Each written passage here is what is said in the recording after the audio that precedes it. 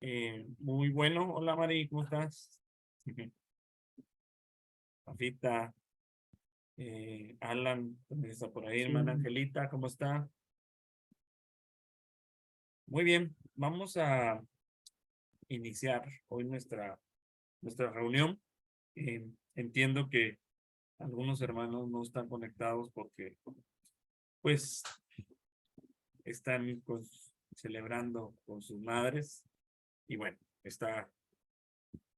está bien, pero, y vamos a dejar grabada la clase para que puedan ellos ver eh, la, la presentación y posteriormente. Pero no me gustaría que nos detengamos otra semana porque la semana pasada no pudimos estar reunidos. Entonces, ya con esta seríamos dos, ¿no? Entonces, yo quisiera que avancemos. Y bueno, hoy quisiéramos darles oportunidad de que podamos exponer la tarea que hicimos. Em, Cada uno hizo un trabajo. Algunos les puse ahí observaciones de la tarea de los nazareos, ¿no? Y por lo general hubieron eh, tareas es, es que estaban bien, realmente podemos decir que están bien, pero que no se desarrolló mayormente el tema, ¿no? Y otras tareas donde sí el alumno buscó eh, más información y hizo un tema un poco más estructurado y completo, ¿no? Eh, entonces, yo creo que es importante, ¿verdad? Que más allá de que podamos hacer una tarea bien, eh, podamos ir un poquito más allá de lo que se nos está pidiendo. Creo que esa es una buena actitud que debemos tener todos para todo en la vida, no solo para una tarea, sino en todo lo que hagamos, que vayamos y demos un poquito más. Eh, y bueno, algunos les hice comentario, o sea, en general nadie estuvo mal su tarea, pero algunos fueron más allá, ¿no? Y entonces enriquecieron aquel tema, ¿no? Entonces yo quisiera pedirles a algunos de ustedes que lo expongan, ¿sí? Pero no tenemos mucho tiempo para que lo expongan todos. Entonces lo que vamos a hacer es que nos vamos a dividir en grupos. Eh,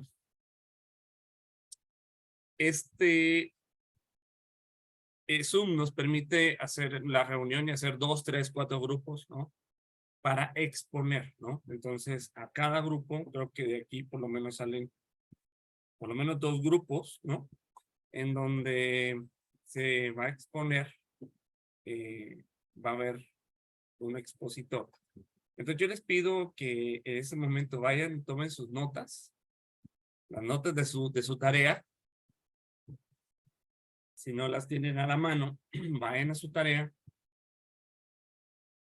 para que ahorita que nos dividamos en grupos, yo les voy a pedir que expongan su tarea. No va a ser una exposición completa, pero sí por lo menos que resaltemos los puntos que observamos en la tarea que hicimos, ¿verdad? Eh, Vamos a tener 10 minutos para hacer esta separación, ¿no? Digamos así, vamos a hacer dos grupos, creo que somos 7 conexiones, entonces vamos a hacer los grupos en este momento. Entonces vamos a dar un par de minutos para que ustedes vayan y busquen sus notas y que puedan exponer su tarea. No, cuando digo exponer no significa que demos todo, sino que demos el síntesis como un resumen de aquello que logramos encontrar y aquellas cosas que nos parecieron interesantes, ¿no? Entonces, entonces vamos a dividir en este momento en grupos. ¿Alguien tiene alguna duda? Ok, muy bien. Entonces, permítame, voy a hacer los grupos y voy a entrar a cada grupo para ver cómo.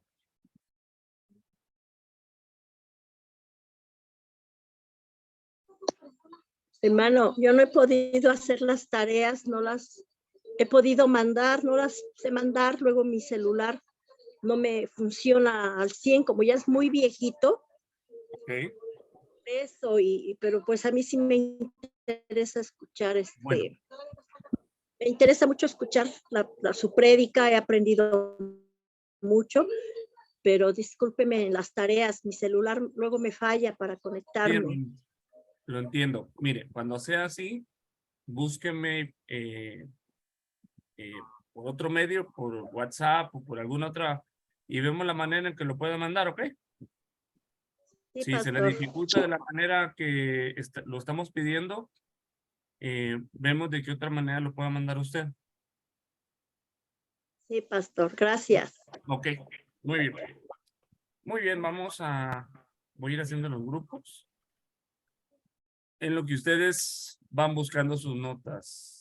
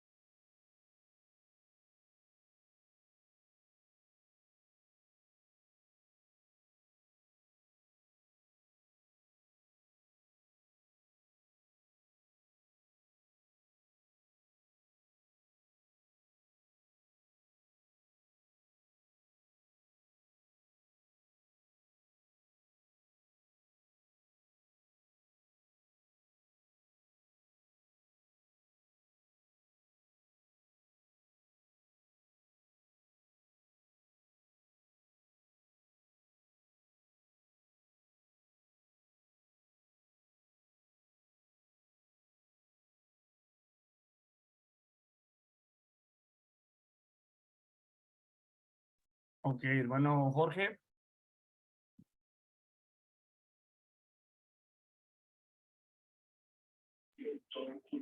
Buenas noches, pastor. ¿Cómo estás? Bueno, tú vas a exponer en este grupo y te toca aquí la parte. Y lo que me gustaría es que lo converses con la hermana Rosario, que también está en este grupo, para que puedan los dos retroalimentarse en cuanto a lo que tú encontraste y lo que ella encontró en cuanto al tema. ¿Sí? Pues tenemos 10 minutos para eso. ¿Ok? Sí, pastor.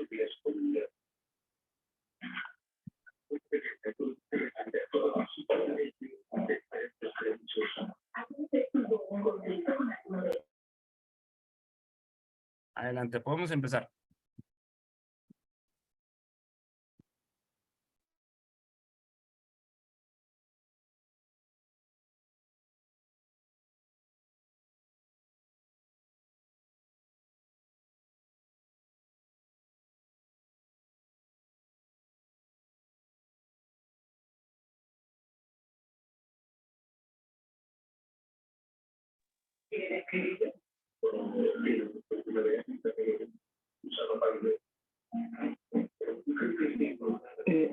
Empiezo a exponer conforme a los puntos que nos había dicho, pastor, o cómo interactuó con la hermana.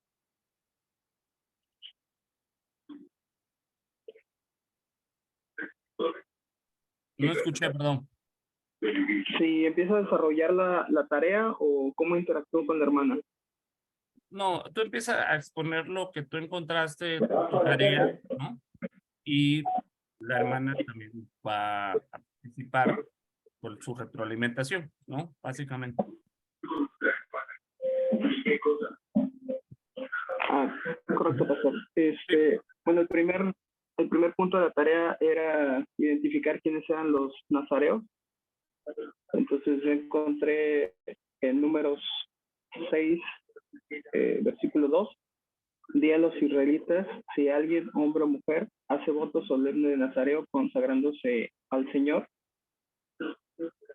Y este versículo pues nos muestra que los nazareos son personas que deciden consagrarse a Dios haciendo votos, es decir, comprometiéndose para dedicarse a Dios. Pero también más adelante en otro versículo se asume que muchas veces eran los padres quienes comprometían a sus hijos, por así decirlo, ofreciéndolos, ofrendándolos. Esa es la definición en sí de quiénes eran los nazareos. Referente a los votos que debían de cumplir, también en Números, en el capítulo 6, versículos del 3 al 8, nos habla que es abstenerse de beber vino y vino de sidra, vinagre de sidra o vino, licor de uvas, de comer uvas frescas ni secas, prácticamente todos los derivados del vino, porque también dice no comer ningún producto de la vid, no cortarse el cabello hasta que termine su tiempo de consagración, llevar una vida de santidad y no acercarse a persona muerta. Básicamente esos eran los votos que debían de cumplir. Como ejemplo de nazareo, en Jueces, capítulo 16, versículo 17, habla acerca de Sansón, donde describe una plática que tiene con Dalila diciéndole, él le reveló pues todo lo que había en su corazón diciéndole, nunca ha pasado navaja sobre mi cabeza, pues he sido nazareo para Dios desde el vientre de mi madre. Si me cortan el cabello, mi fuerza me dejará y me debilitaré y seré como cualquier otro hombre. Y otro ejemplo, en Samuel 11, en 1 Samuel 11, dice, e hizo voto diciendo, Jehová de los ejércitos, si te dignares mirar a la aflicción de tu sierva y te acordares de mí y no te olvidarás de tu sierva, sino que dieres a tu sierva un hijo varón, yo le dedicaré a Jehová todos los días de su vida y no pasará navaja sobre su cabeza. Y como consecuencias de no cumplir con su consagración, en Números 30, versículo 2, Dice, cuando alguno hiciere voto a Jehová o hiciere juramento ligando su alma con obligación, no quebrantará su palabra, hará conforme a todo lo que salió de su boca. En Eclesiastés 5:4 dice, cuando a Dios haces promesa, no tardes en cumplirla, porque Él no se complace en los insensatos. Cumple lo que prometes. Y en Mateo 5:34 dice, pero yo os digo, no juréis en ninguna manera, ni por el cielo, que es el trono de Dios. Entonces, resumiendo estas partes, el no cumplir con la consagración convierte a la persona en desobediente, se pierde el temor, es decir, el respeto a Dios, y por consecuencia la comunión y la bendición de Dios, y se vuelve una persona no grata a los ojos de Dios. Esas serían las consecuencias de no cumplir con la consagración. Sí, en la parte que yo investigué, en la primera pregunta que nos hace en los puntos a cumplimentar, que dice quiénes eran los nazareos. En la Biblia dice que es la persona primeramente apartada por Dios. Es Dios quien realmente en un principio elige a la persona que se debe apartar como tal. Y a su vez, la persona, una vez que ya ha sido apartada por Dios, también dispone su corazón para ser apartado. ¿Por qué? Porque tenemos un libre albedrío, ¿verdad? Que es el de conservarnos santos o pecadores. Entonces, también tiene que ver la decisión de la persona de conservarse. Entonces, los nazareos de los que habla la Biblia, que ya no los mencionó el hermano Jorge, ellos dice que se apartaron de las cosas carnales y debían cumplimentar uno de los requisitos que el Señor nos dice a todos, así, ciencia cierta, a todos nos invita para ser santos, dice el Señor, sé santo porque yo soy santo. Y es una de las características primordiales que debemos considerar, y esto lo vemos en números 6:8. Y en Primera de Pedro 15:16, que dice, debía apartarse de todas las cosas del mundo que lo pudieran contaminar del pecado y así santificarse. Y entonces, como dice el hermano, también tenía que santificarse. La persona que era nazareo de los que habla la Biblia, se apartaban del pecado. Entonces, el hermano nos mencionó dos nazareos de los que habla la Biblia, que es el Sansón y Samuel. Yo encontré que también Juan el Bautista fue uno de los nazareos que es el que está inscrito en el Nuevo Testamento. Y él fue elegido desde el vientre de su madre, de verdad, desde Elizabeth. ¿Por qué? Porque dice Juan Bautista en Lucas 1, del 12 al 15, dice, se turbó Zacarías al verle y le sobrecogió temor, pero el ángel le dijo, Zacarías, no temas, porque tu oración ha sido oída y tu mujer Elizabeth te dará a luz un hijo y llamarás su nombre Juan y tendrás gozo y alegría y muchos se regocijarán de su nacimiento porque será grande delante de Dios. No beberá vino ni sidra y será lleno del Espíritu Santo aún desde el vientre de su madre. Entonces desde ahí vemos que el Señor lo eligió desde el vientre de su madre, ¿verdad? De Juan el Bautista. Estando en el vientre de su madre Elizabeth, ya fue elegido por el Señor. Una vez que él ya viene su nacimiento y me imagino yo que debió haber sido adiestrado en todas las cosas del Señor y dispuso su corazón y dice que fue lleno del Espíritu Santo. Quiere decir que él se guardó en santidad. Él se guardó en todos los requisitos que le pedía al Señor desde la Torá, desde el Antiguo Testamento, que había quedado establecido que un nazareo debía de cumplir. Como dice el hermano, no formar parte de lo que provenía de la vid y tampoco estar cerca de un muerto, porque para entonces pues era una contaminación que también requería. Una vez que si caía en ese pecado, en esa contaminación debía purificarse. ¿De qué manera? pues dice la palabra del Señor que debía de llevar, dice, 2 tórtolas o palominos al sacerdote para ofrecerlos, uno en expiación y otro en el holocausto. Y tenía que hacer expiación de lo que pecó a causa del muerto. Y así se santificaba su cabeza del Nazareo.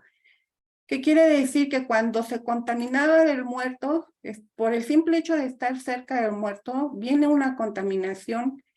En aquel entonces, pues, era sobre la cabeza, ¿verdad? Hoy sabemos que la contaminación puede venir de forma espiritual, pero bueno, es una manera de poderse purificar una vez que el nazareo se contaminaba de esta situación.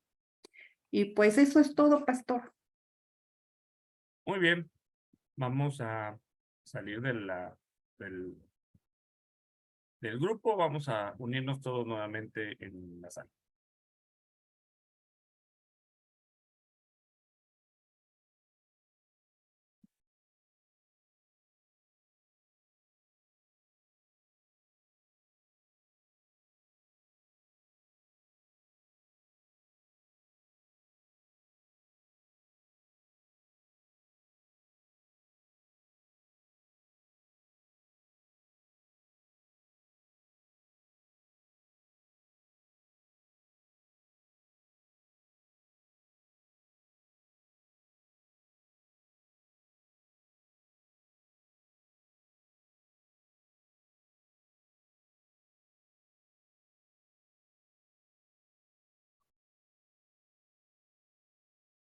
Algo que les haya llamado la atención a ustedes, hermanos, el tema que ustedes quieran resaltar.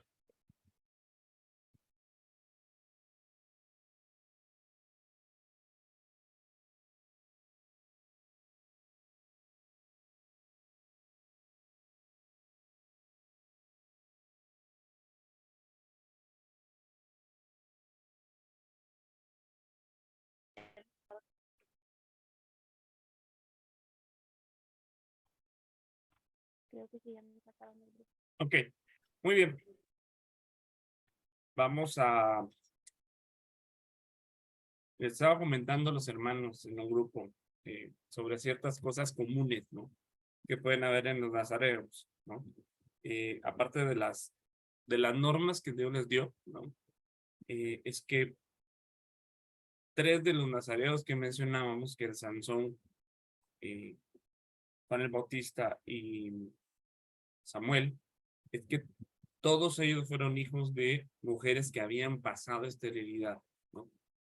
Y que Dios los había visitado, o sea, su nacimiento había recibido una administración, ¿no? En 2 de ellos fue una visitación angélica. En el caso de la mujer de Manoah, como Elizabeth, Dios visitó con un ángel para llevar una palabra para que estas mujeres recibieran la noticia de que iba a venir un héroe, ¿no? Un nazareo, ¿no? Y también, ¿verdad? Vemos las consecuencias de no guardarlo, de perderlo, como le pasó a Sansón. En el caso de Juan, el apóstol Pablo, mejor dicho, él cumplió sus votos, tuvo un tiempo de nazarerato, y luego se rapó la cabeza, es decir, entregó los votos de Nazareo y los se rapó, ¿verdad? Y entonces él evidentemente era un nazareo también, mientras fue fariseo. Muy bien, yo quisiera que hoy continuemos con el tema que nos corresponde. O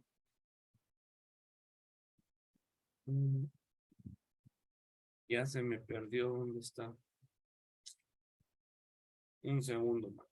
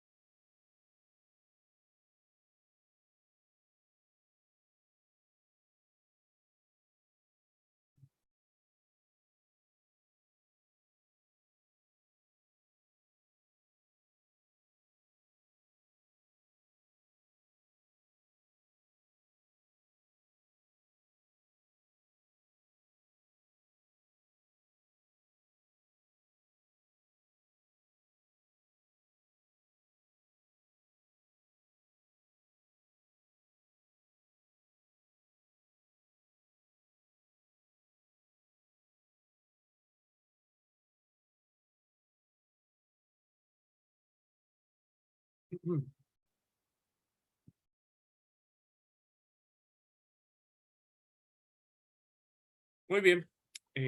Quisiera que podamos avanzar en nuestro tema, en el estudio que tenemos de la hermenéutica, ¿no? Y quisiera que hoy podamos, con la ayuda del Señor, platicar un poquito sobre los obstáculos que podemos tener para la revelación, para obtener la revelación que Dios nos da. Permítame un segundito.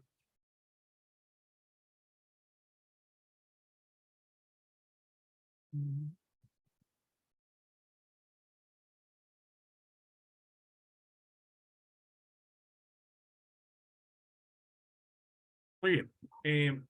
¿Cuáles son los obstáculos para la revelación? Vamos a pedirle al Señor que nos auxilie y orando un momento. Padre, en el nombre de Jesús, te pido que nos ayudes a poder interpretar, entender, recibir, Señor, esa enseñanza. Te pido que tu pensamiento venga a nosotros, tu palabra, y que podamos quitar todo obstáculo para poder recibir la revelación que viene de parte tuya, Señor. En el nombre bendito de Jesús. Amén y amén. Muy bien. Cuando nosotros vemos en la palabra el concepto de revelación, debemos tener en cuenta de que es aquello que está escondido por Dios en su palabra. Aquellos secretos, misterios, aquella enseñanza oculta detrás de la letra. Cuando Dios va quitando un velo y nosotros la podemos ver, la podemos entender, podemos decir que es una revelación, ¿sí?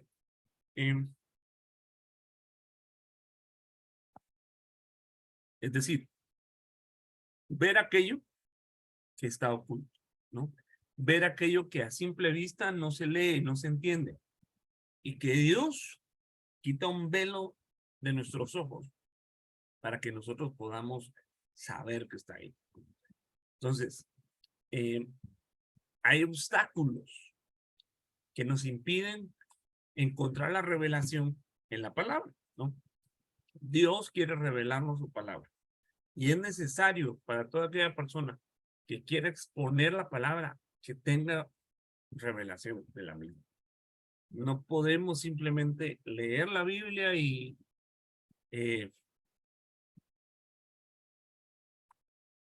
decirlo así, repetir los versos, ¿no? Tenemos que dar un entendimiento, una explicación de ellos, ¿no? Y sin revelación, realmente esto es muy difícil, ¿no? O diría, es imposible hacerlo. Realmente sin revelación es imposible poder estudiar la palabra. Necesitamos buscarla, pero la revelación solamente puede venir de parte de Dios, ¿verdad? Obviamente, Dios nos puede dar revelación, una revelación por medio de los ministros, claro, eso es evidente. Pero el anhelo de Dios es que nosotros aprendamos a pescar, ¿no? Que aprendamos a cazar nuestra presa.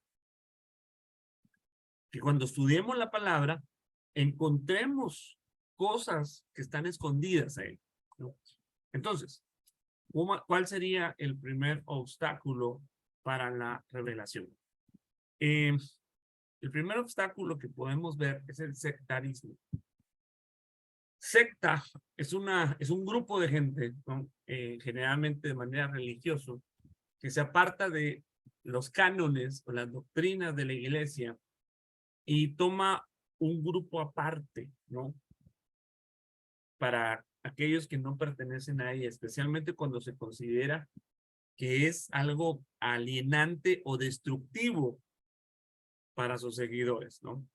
Hay todo tipo de sectas y bueno, vamos a hablar un poquito acerca de eso.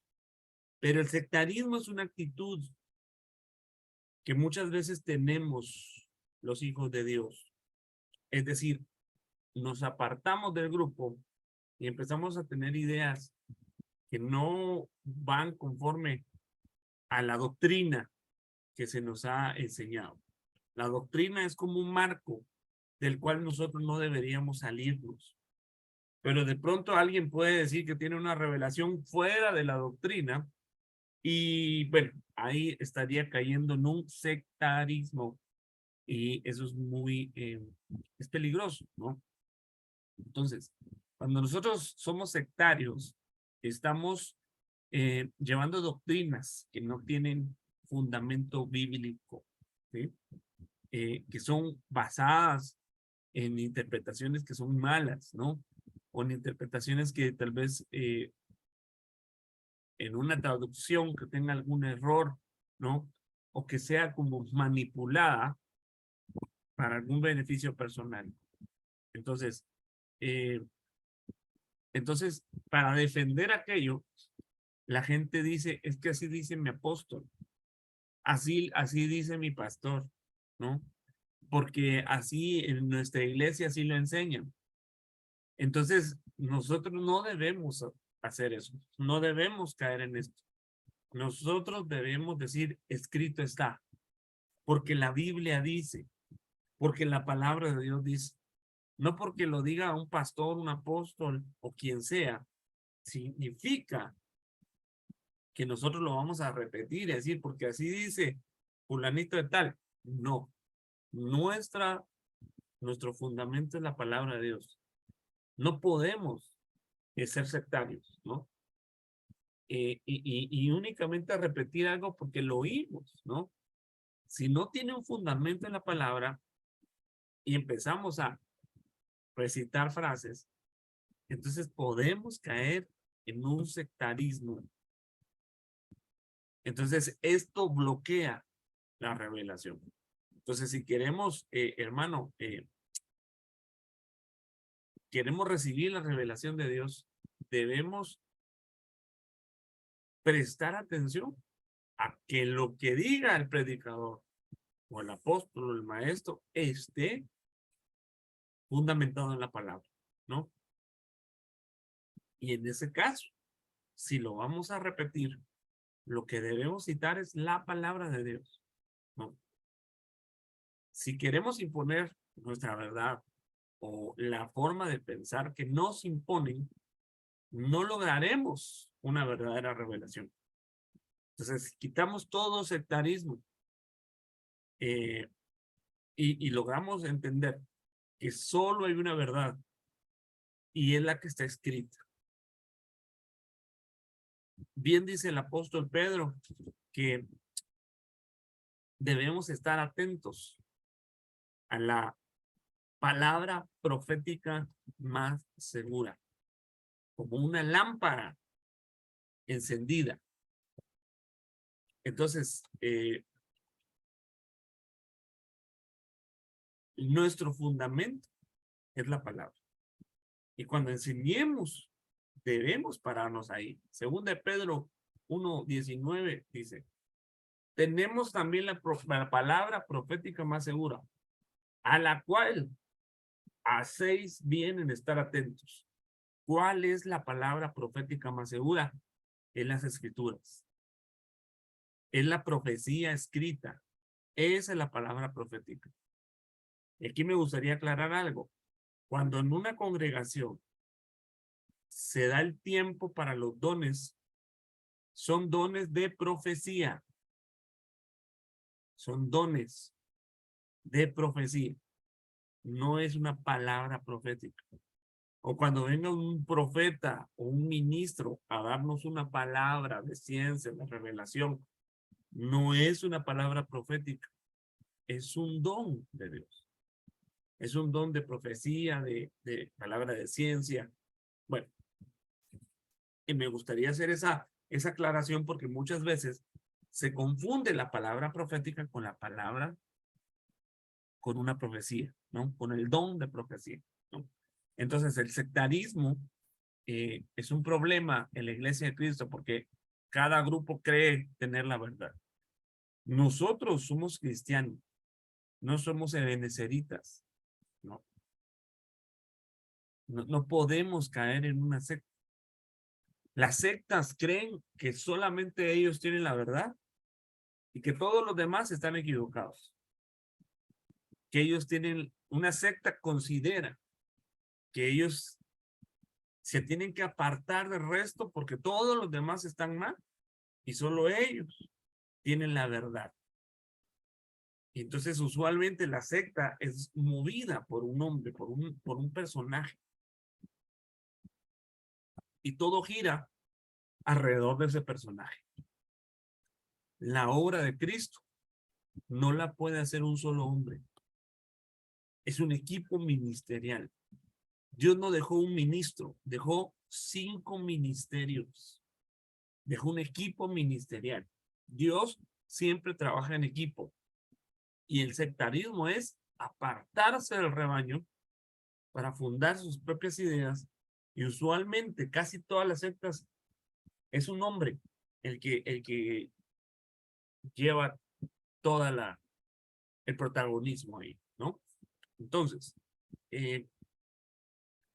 Hechos capítulo 26, 4 y 5. Sí. Pues bien, todos los judíos conocen mi vida desde mi juventud, dice el apóstol Pablo.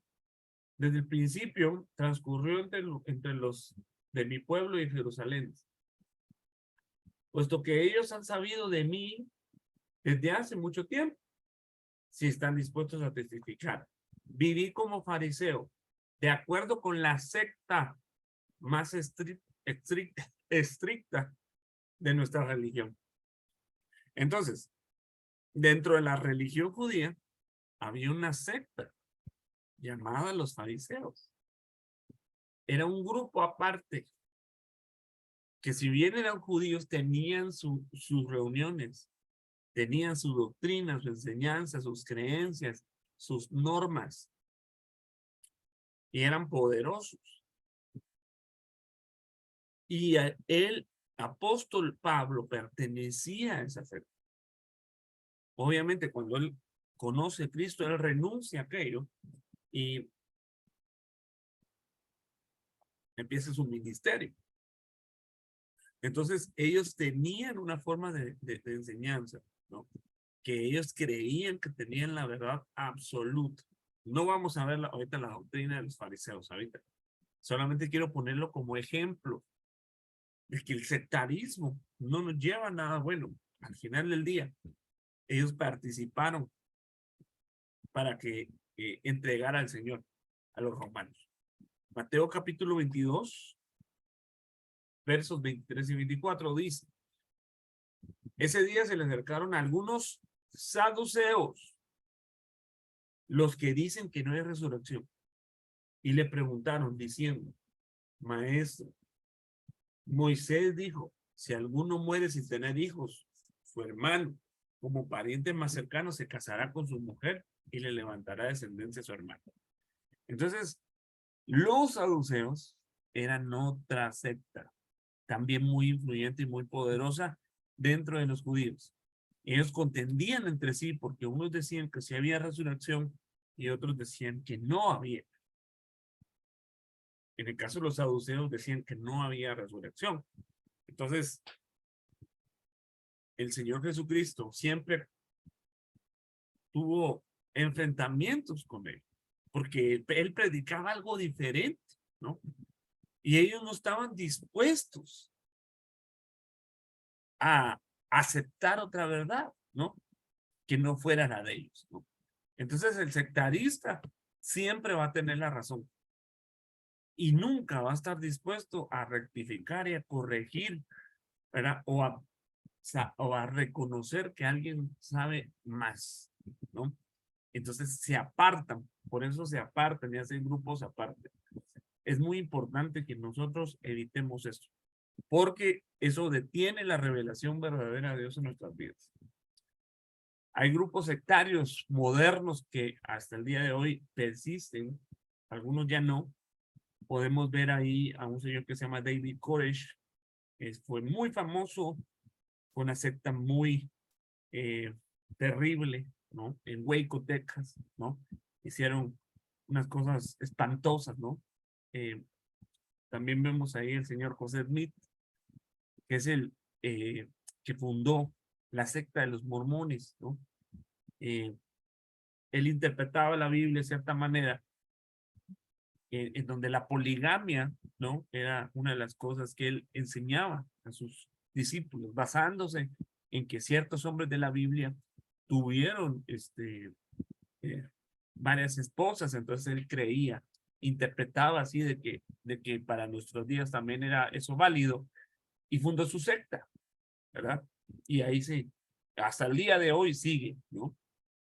Y es también muy connotada y muy fuerte en ciertos lugares. También vemos ahí un señor que él decía, se llama José Jesús Miranda, él decía que era Jesucristo hombre.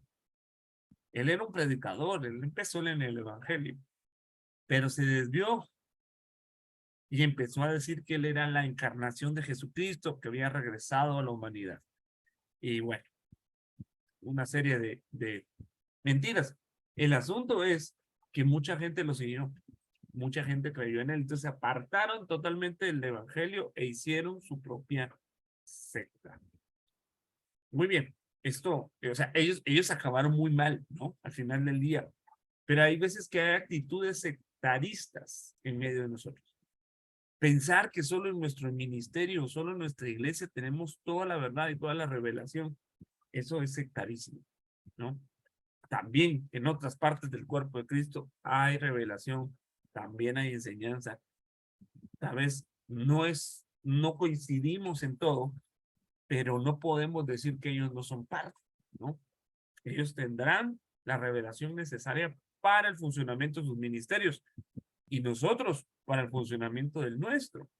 Pero eso no implica que solo nosotros tengamos verdad y revelación. Eso es muy importante señalar. Ok, otro obstáculo son las tradiciones de los hombres.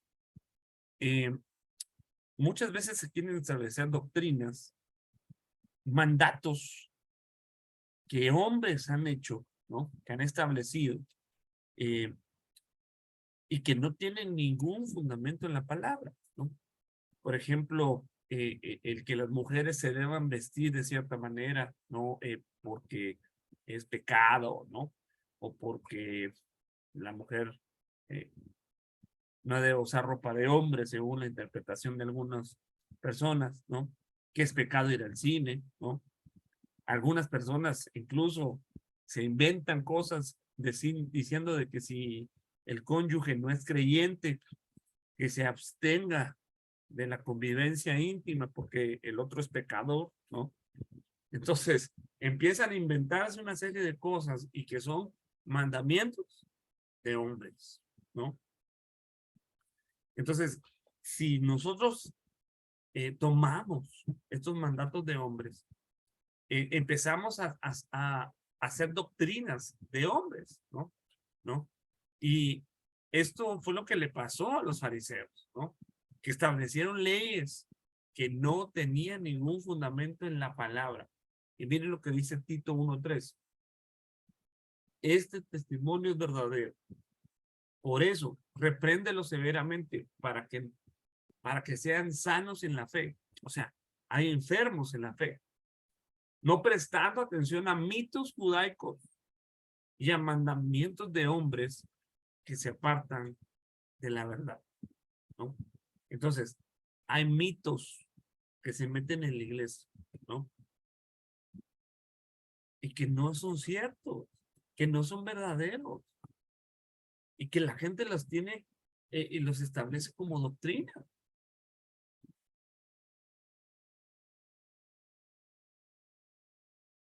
Yo recuerdo que habían enseñanzas en alguna iglesia donde mis papás pasaron, ¿no? En donde los niños tenían prohibido bautizarse, ¿no? o que tomaran Santa Cena, ¿no? Se les impedía a ellos hasta que cumplieran una edad para ellos madura, ¿no? Y se les impedía a los pequeños participar, ¿no? En los mandamientos, ¿no? Que son el bautismo y la Santa Cena, eran prohibidos para los niños, ¿no? En nosotros entendemos, ¿verdad? Que no hay una edad escrita en la Biblia para bautizarse, pero sí vemos factores, ¿no? Por ejemplo, que para bautizarse primero hay que arrepentirse, ¿no? Tiene que haber un cambio de mente, ¿no? Entonces, ¿a partir de qué edad se puede bautizar a alguien? Pues a partir de que puede haber arrepentimiento. No hay una edad específica para eso, ¿verdad? Pero desde el momento en que alguien tiene conciencia de su pecado, desde ese momento puede aceptar a Cristo. Y desde ese momento puede bautizarse. Pero un niño que no sabe ni qué está haciendo, un bebé, ¿no? Que no tiene conciencia de sus actos, pues eso no, ¿verdad? Pero aquel niño o niña que ya tiene conciencia, sí lo puede hacer. Entonces, muchos han tenido mandatos de hombres. Por ejemplo, hablamos del bautismo. Un mandamiento de hombres en esa misma congregación. Cuando alguien se acercaba a Cristo y era cristiano, como congregante en aquella iglesia, para poder bautizarse, tenían que tomar un curso de 6 meses, ¿no? Que decían los catecúmenos. Y después de ese curso, si era aprobado, ya se podía bautizar. ¿En qué momento alguien se inventó eso? ¿Cuál es el fundamento en la palabra para pedirle a una persona que tome un curso de 6 meses para bautizarse? Perdón, hermano, eso no tiene ningún fundamento. Es un mandamiento de hombres. Por más bien intencionado que sea, no tiene fundamento bíblico. Lo que pasa es que se vuelve una tradición y se va pasando de generación en generación y entonces de pronto no se sabe ni por qué ni quién se le ocurrió hacer aquello, ¿no? Entonces, muchas veces, en muchas iglesias hay mandamientos de hombres, ¿no? Digamos, este pueblo de labios, con los labios me honra, pero su corazón está muy lejos de mí. Mas en vano me rinden culto enseñando doctrinas, preceptos de hombres. Entonces, mire la relación entre la adoración y la enseñanza. Si no hay una correcta enseñanza, la adoración es en vano. Si la enseñanza es preceptos de hombre, la adoración, el culto de aquel pueblo no llega delante de Dios. Por eso es importante la adoración y la enseñanza, ¿no? Que ambas estén correctas. No se trata de adorar por adorar, sino también ver que se está enseñando. Entonces este pueblo estaba lejos de Dios porque su doctrina eran preceptos de hombres. Mire otro precepto de hombres. Mateo 5, 43 y 44. Habéis oído que se dijo. No, o sea, mire pues, no dice, así dice la Biblia, o así está escrito, no dice así. Habéis oído que se dijo. Amarás a tu prójimo y odiarás a tu enemigo.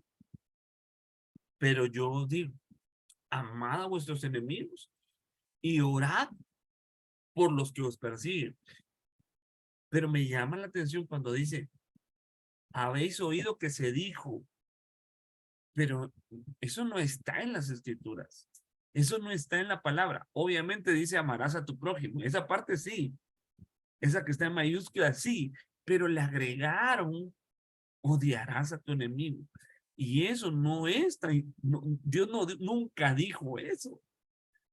¿Quién se lo inventó? Un hombre que odiaba a sus enemigos. y por generaciones lo enseñaron.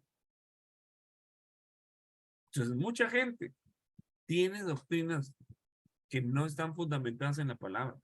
Y entonces, cuando nosotros empezamos o alguien empieza a hacer esto, obstaculiza que la revelación de Dios llegue. Otro obstáculo pueden ser los prejuicios. ¿Qué es un prejuicio? Alguien que quiera participar, que me diga qué considera que es un prejuicio.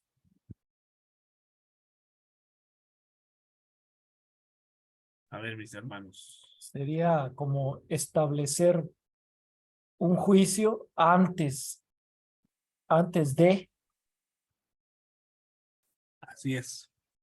Prejuicio. Antes de. ¿No? Juicio es un discernimiento entre lo bueno y lo malo. Entonces, antes de oír, se juzgó por un concepto previo. Perdón. Entonces, muchas veces se pueden tener prejuicios en la iglesia de Cristo. Nosotros como cristianos podemos tener prejuicios, es decir, juzgamos antes de tiempo. Entonces, debemos quitar todo prejuicio de género, raza, estatus social, ¿verdad? Y algunas personas creen que alguien por no tener un estudio profesional o haber alcanzado un grado académico en lo secular, y a su parecer tal vez no son personas inteligentes, y a su parecer están en desventaja para recibir la revelación. Pero hermano, esto no se trata de que alguien sea inteligente o que tenga un coeficiente intelectual alto, sino que es por medio del Espíritu Santo que alcanzamos estas verdades divinas. No es con sabiduría humana, sino que es una sabiduría que viene del cielo. Entonces es posible que tal vez alguien que ha estudiado menos que uno tenga una revelación que a uno nos pueda bendecir, ¿no? Pero quizá el prejuicio social o el prejuicio de carácter intelectual, puede ser que alguien sea estropeado de recibir esta revelación, ¿no? O quizá por edad, ¿no? Mire, hay un pasaje, vamos a buscarlo, vamos a buscar este pasaje, donde dice, te alabo, Padre, porque escondiste estas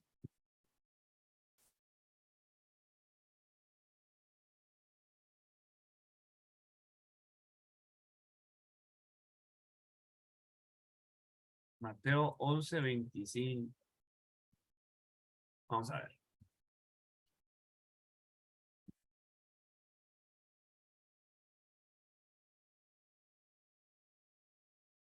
Dice, Mateo 11:25. Te alabo, Padre, Señor del cielo y de la tierra, porque ocultaste estas cosas a sabios e inteligentes y se las revelaste a los niños. Entonces ahí había un prejuicio, que un niño no podía recibir una revelación, que un niño no podía aprender de Dios, que no podía tener nada de Dios. ¿Por qué? Porque era niño. ¿Qué va a saber si este mocoso apenas sabe limpiarse la nariz? ¿Qué va a saber de Dios? ¿No? Hermano. Y los sabios y los entendidos eran los únicos que creían que ellos podían recibir. Pero vemos ahí Mateo 11:25 que la revelación la recibieron los niños. Entonces, nosotros no podemos descartar que un niño pueda recibir, que un pequeño pueda recibir una revelación de parte de Dios. Debemos estar atentos. De la boca de los niños y de los que maman has establecido la fortaleza. Entonces también los niños, también los pequeños tienen y deben ser escuchados, ¿no? Porque Dios les puede dar algo. pero también pues puede, hermano, también Dios puede usar a quien quiera usar. No, Él es Dios, hermano. A veces hay prejuicios de lugares, ¿no? Por ejemplo, podemos ver en el caso de este hombre llamado Natanael, ¿no? Que le dice en Juan capítulo 1, versículo 15. Felipe encontró a Natanael diciendo, hemos hallado a quien dice, a quien de quien, perdón, hemos hallado a aquel de quien escribió Moisés en la ley y también los profetas, a Jesús de Nazaret, el hijo de José. Y Natanael le dijo, ¿puede salir algo bueno de Nazaret? Felipe le dijo, ven y ven. ¿Qué tenía Natanael? Natanael tenía un prejuicio contra la gente de Nazaret. No sé por qué, pero la gente de Nazaret tenía fama de algo. ¿Puede salir algo bueno? Dígame un lugar donde solo cuentan cosas malas. A ver, ayúdeme a dar un ejemplo. ¿De qué lugar usted cree que no va a salir nada bueno?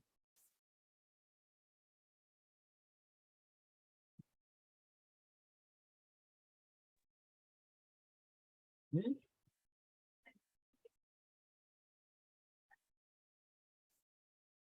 Ahí en la Ciudad de México hay un lugar que se llama Tepito. Es un lugar famoso porque hay muchas cosas malas ahí. Y alguien podría tener un prejuicio, ¿verdad? Y pensar que toda la gente de ahí es mala, ¿no? Y puede salir algo bueno de Tepito. Sí. Hermanos, lo vil y lo menospreciado, Dios escogió para avergonzar a los sabios. Entonces el prejuicio puede detener la revelación de Dios en nuestra vida, ¿no? Entonces, veamos otro prejuicio que hubo. Este profeta que Dios le mandó a orar por el apóstol Pablo, ¿cómo se llamaba? ¿Alguien me puede ayudar a buscarlo?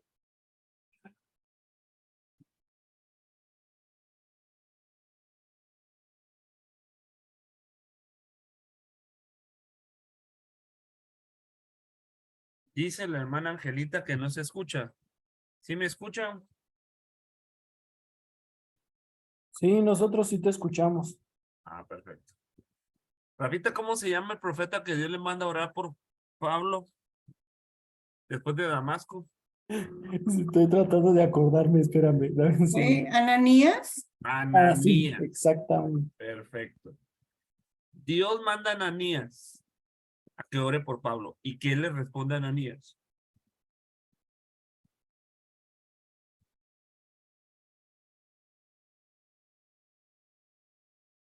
Le dice, Señor, este hombre es malo. Le Este- tenía temor, ¿no? Porque como perseguía a la iglesia, pues en cierta forma, pues tenía temor de ir. Sí, pero si Dios lo estaba mandando, Pues sí. ¿verdad? Entonces, Pero bueno, es que tenía como un dice usted, prejuicio por la fama exactamente, por la tenía- fama que tenía. exactamente. O sea, Pablo era un hombre que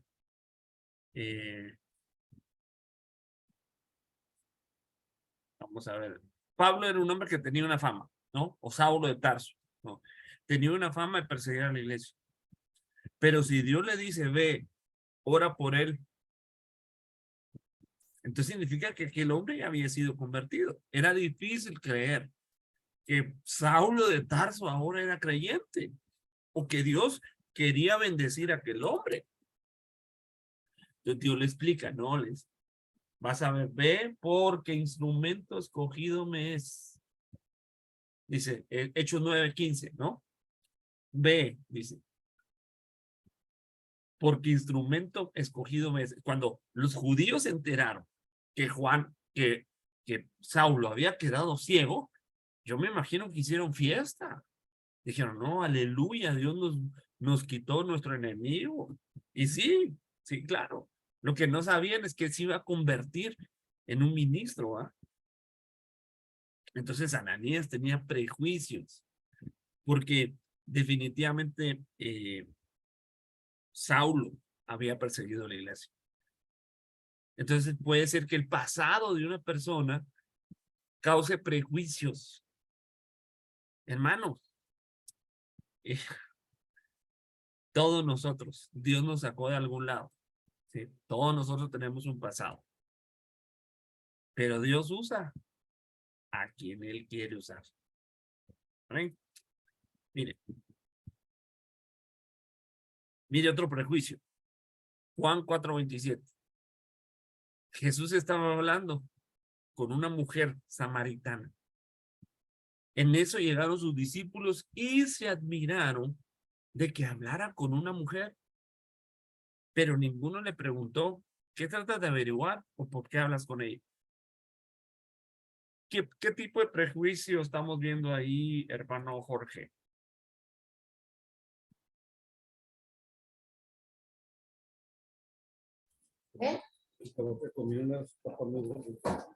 No te escucho.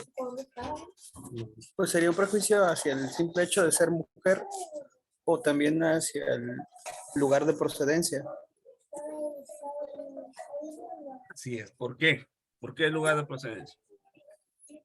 Porque era de Samaria, un pueblo donde tradicionalmente tenían conflicto entre las ideas. Así es. En este caso, era un prejuicio de carácter de género. ¿Verdad? Entonces, es decir, ¿qué está haciendo con una mujer? ¿Para qué habla con ella? ¿De qué sirve? ¿Ah? Si Dios quería usar a aquella mujer, porque aquella mujer tenía fama, ¿verdad? Y Dios quería utilizarla para llevar el mensaje. Entonces, muchas veces, esos tipos de prejuicios bloquean la revelación. Dios también usa a las hermanas. Por si hay alguien que lo duda, ¿verdad? Dios también le puede dar revelación a ellas, ¿no? Y hay que escucharlas, hay que oírlas, ¿no? Para que, pues, Dios nos bendiga. A mí, hay muchas mujeres que me han bendecido, ¿no? Con revelaciones de Dios y con cosas que Dios les ha mostrado. Entonces, no permitamos que el prejuicio bloquee la revelación. Otro obstáculo en la revelación puede ser los aspectos culturales, ¿no?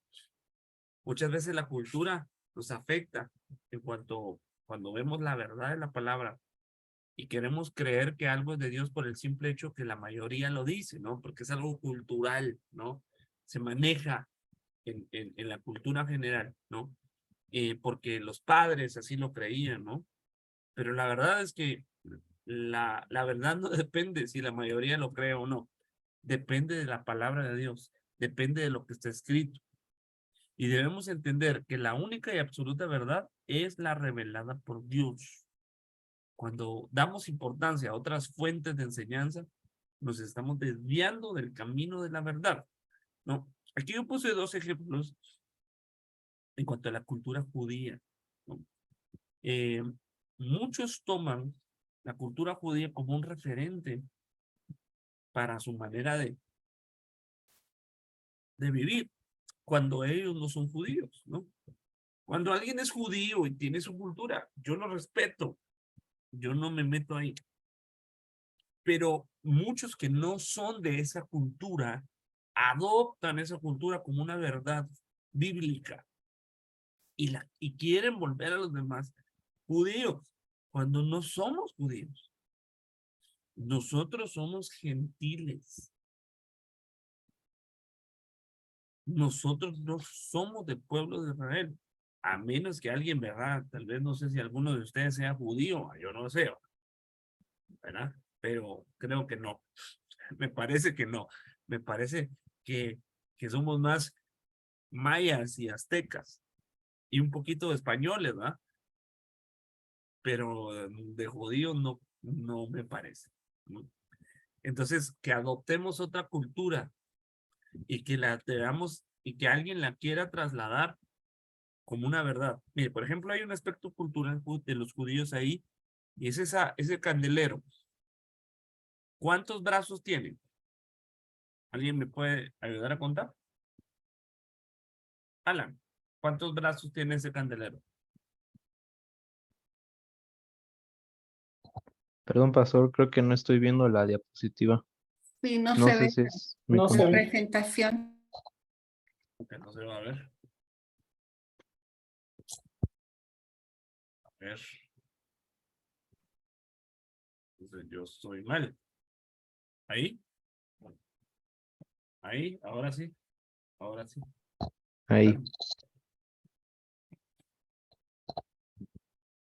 Son 9 brazos, ¿no? Ok. Y según la Biblia, ¿cuántos brazos tiene? ¿Cuántos 7. brazos tenía que tener el candelero? 7. 7 brazos. Muy bien. ¿Y por qué se tiene 9? ¿De dónde salieron los otros 2? Es un aspecto cultural de los judíos. Entonces mucha gente agarra ese candelero pensando que es el candelero bíblico, pero no. Es un candelero cultural de los judíos y ellos lo crearon para celebrar lo que ellos tienen como Hanukkah o fiesta de las luces, ¿no? Es una tradición judía, cultural totalmente, ¿no? Pero no es bíblica. Entonces muchos lo adoptan cuando no es su cultura, ¿no? Vemos aquí a pues alguien que dice que es pastor, diciendo cómo se usa el talit, qué es el talit y cómo se usa. Dios santo. O sea, eso obviamente está mal, hermano. No crean que lo estoy poniendo como un ejemplo de algo que es correcto. No, es incorrecto. Es incorrecto usar el talit porque culturalmente no nos corresponde. Y además, la palabra de Dios es específica cuando dice que el hombre que ora o profetiza con su cabeza cubierta deshonra su cabeza. Yo no sé si este hermano que dice que es pastor ha leído ese pasaje. Entonces nosotros debemos aceptar que realmente la palabra de Dios no puede ser cultural. No puede haber un evangelio a los africanos cultural, ¿no? O un evangelio a los mayas cultural, aceptando sus culturas y adaptando el evangelio a su cultura. No. La cultura se tiene que adaptar al evangelio, ¿no? Puede ser que en la cultura de un pueblo es que se casen entre primos, ¿no? Así es la cultura, según ellos, ¿no? Esa es su cultura.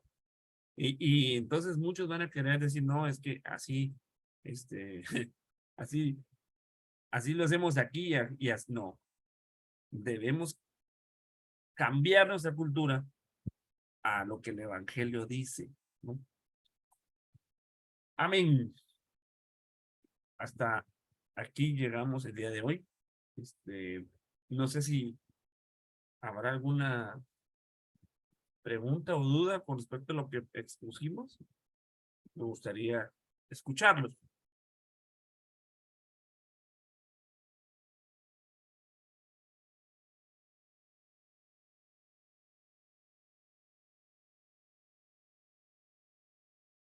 Muy bien. Entonces, ya que no hay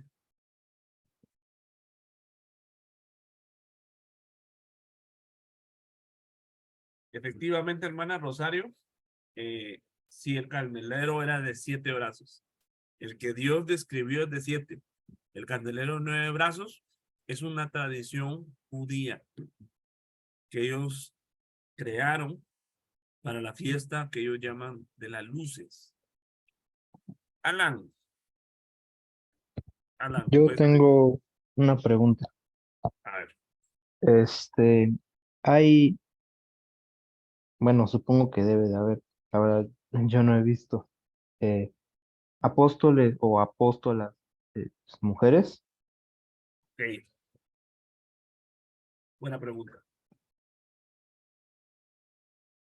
Mira, Dios le permite a la mujer desarrollar el ministerio Doma en 4 facetas, ¿no? Esos 4, que son pastor, evangelista, profeta y maestro, ¿sí? En esos 4, ¿no? El ministerio apostólico le es vedado a la mujer. ¿Por qué digo esto? Es una prohibición que el apóstol Pablo le da a la mujer cuando dice: yo no permito que una mujer didasco la palabra, porque la que fue engañada fue la mujer y no el hombre. Esa palabra didasco, una de las maneras en que se puede traducir es sentar doctrina. El ministerio apostólico le corresponde sentar doctrinas. A ningún otro ministerio vamos a ver sentando doctrina, solo el ministerio apostólico. De hecho, ni siquiera un pastor o un maestro pueden sentar doctrinas. No. Solamente Dios le da esa virtud al ministerio apostólico. Tú ves al apóstol Pablo sentando doctrinas, enseñanzas, fundamentos. Un pastor, un maestro pueden enseñar la doctrina apostólica, pero no pueden sentar doctrina. Entonces el apóstol Pablo le está prohibiendo a la mujer sentar doctrina. A ver, vamos a ver. Voy a buscar ese pasaje y se lo busco aquí.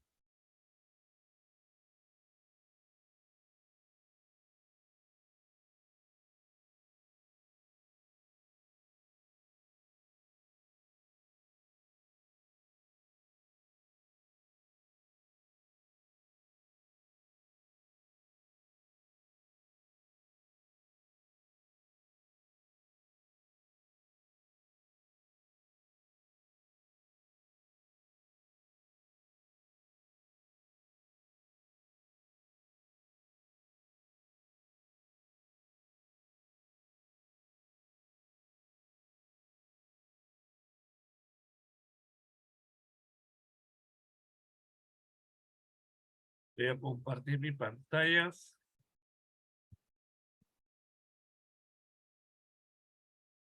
A ver si lo logran ver.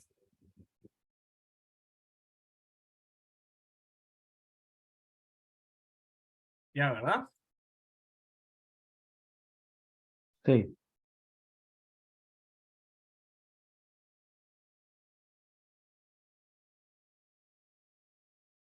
Sí. Dice: porque yo no permito a la mujer enseñar. Esa palabra enseñar es una palabra que es didasco. Es la 13:21. Cuando nosotros vemos esta palabra, lo vemos, la vemos utilizada también para sentar doctrina. ¿Sí? Entonces, la mujer no puede sentar doctrina. Por lo tanto, no puede ejercer el ministerio apostólico, ¿verdad? Porque el ministerio apostólico es un ministerio cabeza. Es un ministerio que coordina, que tiene autoridad sobre los otros. Mira, Dios llama un equipo de 5 ministerios, ¿sí? Pero pone como cabezas a los apóstoles. Así lo fue desde el principio. Entonces, el apóstol es el que tiene autoridad sobre los otros 4. De alguna manera, pues es como un tipo de coordinador, ¿sí? Y dice: no permito que tenga autoridad sobre el varón. Ahora, yo pregunto: ¿una madre tiene autoridad sobre sus hijos? Claro que sí.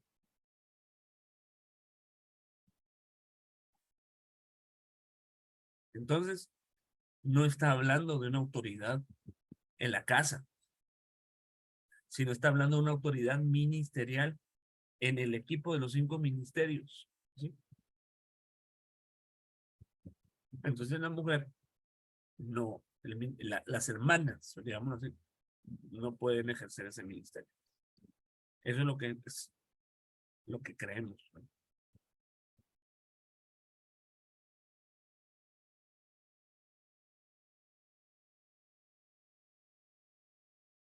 Pero para esto hay un estudio, ¿verdad? Que sería bueno irlo a revisar y que podamos poner los demás fundamentos, ¿verdad? Que en este momento tal vez sería un poquito largo explicar, pero que con mucho gusto les hago llegar.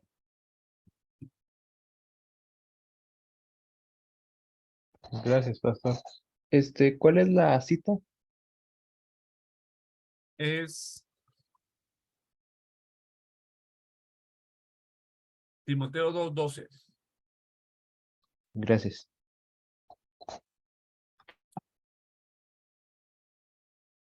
Muy bien. Si no hubiera más, vamos a pedirle a la hermana Rosario, si nos despide en oración, por favor.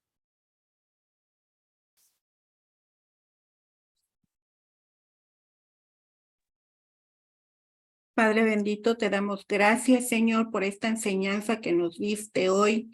Padre, te ruego, Señor, que esta palabra, Señor, que hemos recibido se vuelva carne, Señor, en nosotros. Que, Padre bendito, tú seas instruyéndonos y que podamos, Señor, meditar en ella de día y de noche, Señor. Padre, te rogamos que tu palabra permanezca, Señor, en nuestras vidas por siempre y que tú seas, Señor, guiándonos en el camino, Señor. Que no nos desviemos, Señor, a diestra ni a siniestra, Señor. Padre, sabemos que tú eres nuestro maestro, Señor, y sabemos, papito lindo, que tú eres, Señor, quien nos sostiene.